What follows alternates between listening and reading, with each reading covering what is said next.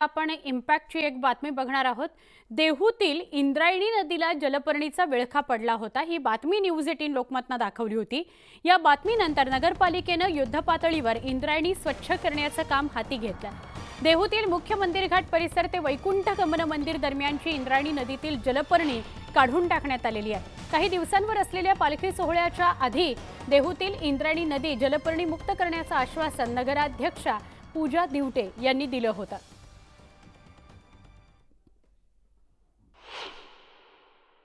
जगद्गुरू संत तुकाराम महाराज यांचा पालखी प्रस्थान सोहळा हा 28 जून रोजी होणार आहे। मात्र त्यापूर्वी या संपूर्ण देहूतील जी इंद्रायणी नदी आहे त्या इंद्रायणी नदीला जलपर्णीचं ग्रहण लागलं होतं।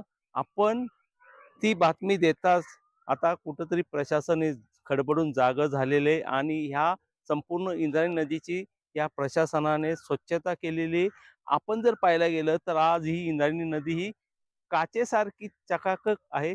कारण जर आपण पाहिलं इंद्रायणी नदीमध्ये आकाशाचंही प्रतिबिंब या इंद्रायणी नदीमध्ये दिसून येत आहेत।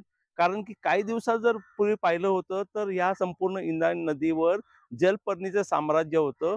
त्यामुळे या इंद्रायणी नदीचं जे पाणी आहे ते दूषित झालं होतं। कारण की राज्याच्या कानाकोपऱ्यातून जे वारकरी इथे येतात ते वारकरी सर्वात प्रथम हे इंद्रायणी नदीमध्ये येऊन येथे स्नान करतात आणि याच इंद्रायणी नदीचं पाणी प्राशन करतात।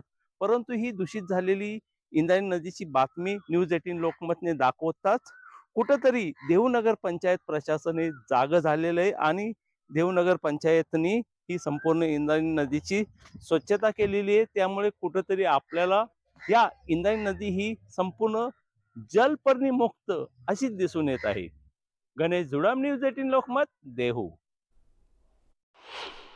भाविक वारकरी आता लवकरच पालखी सोहळा येत आहे। त्यांच्या स्वागतासाठी आम्ही नेहमीच तयार असतो आणि प्रशासनाच्या वतीने जलपर्णी काढायचं काम चालू आहे। आता सध्याला गाथा या साईडला इंद्रायणी देखील साफ करण्याचं काम आपण करत आहोत। जलपर्णी पालखी सोहळ्याच्या आधी काढण्यात आम्ही प्रयत्न पूर्ण करणार।